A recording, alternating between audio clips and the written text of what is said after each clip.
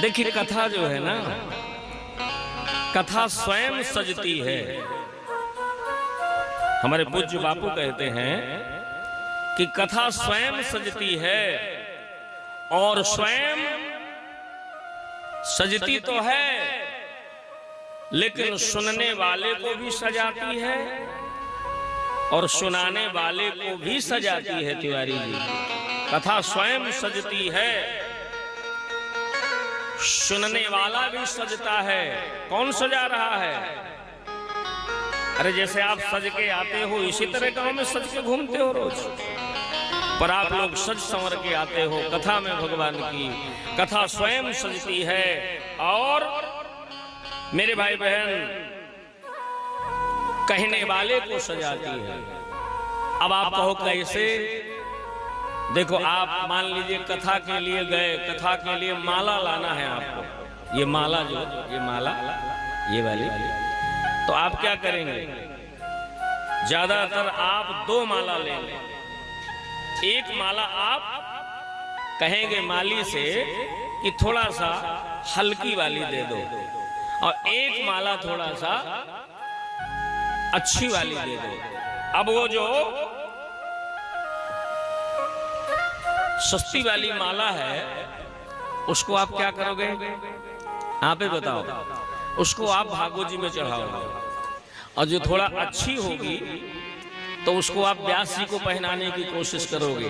भले ही व्यास जी कहें कि नहीं नहीं नहीं आप भगवान में चढ़ा दो, लेकिन अरे व्यास जी तो आप क्या करेंगे? ज्यादा से ज्यादा व्यास जी की बात का सम्मान करने के लिए पहले सस्ती वाली आपने चढ़ा दिया और फिर अच्छी वाली माला भगवान को छुला के व्यास जी को पहना दिया।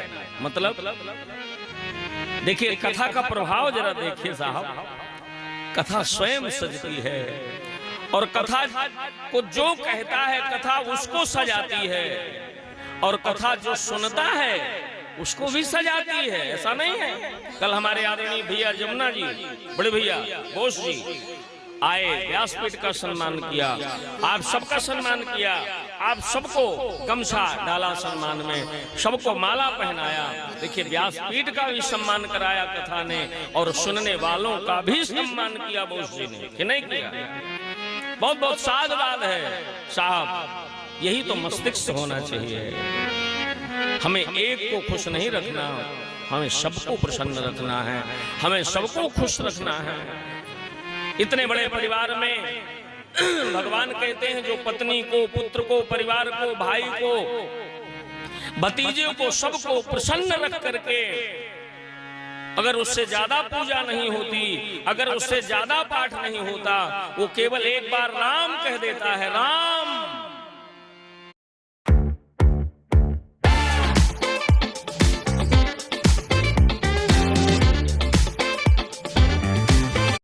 ज्यादा पाठ नहीं होता, वो केवल एक बार राम कह देता है, राम, और सबको प्रसन्न रखता है। तो भगवान कहते हैं 1000 माला जप करने का फल जो मैं संतों को देता हूँ, सबको प्रसन्न करके जो मेरा गृहस्थ केवल एक बार राम कह देता है, वही फल मैं अपने गृहस्थ भक्त को दे देता हूँ। मेरे भाई बहन, कथा स्वयं सजती है और कथा करने वाले को सजाती है, कथा सुनने वाले को सजाती है। यही तो कथा का प्रभाव है। शायद कथा न होती, ये कलयुग नहीं है, ये कथा का युग है। ये कलयुग नहीं मेरे भाई बहन, ये कथा का युग है। कथा माँ जैसे माँ अपने बच्चे को सजाती है, संवारती है ना? इसी प्रकार ये कथा भी श्रोता को सजाती है, वक्ता को सजाती है। ये कथा का युग है और ये कथा का प्रभाव आप लोग देख रहे हो। हम तो ये कह दिया करते हैं, जैसे कहा जाता है कि या देवी सर्वभूतेषु विद्या रूपेण, दया रूपेण, बुद्धि रूपेण, लेकिन मुझको कभी कभी ये लगता है कि या देवी सर्वभूतेषु कथा रूपेण संस्थिता, नमस्तस्यै नमस्तस्यै नमस्तस्यै नमो नमः।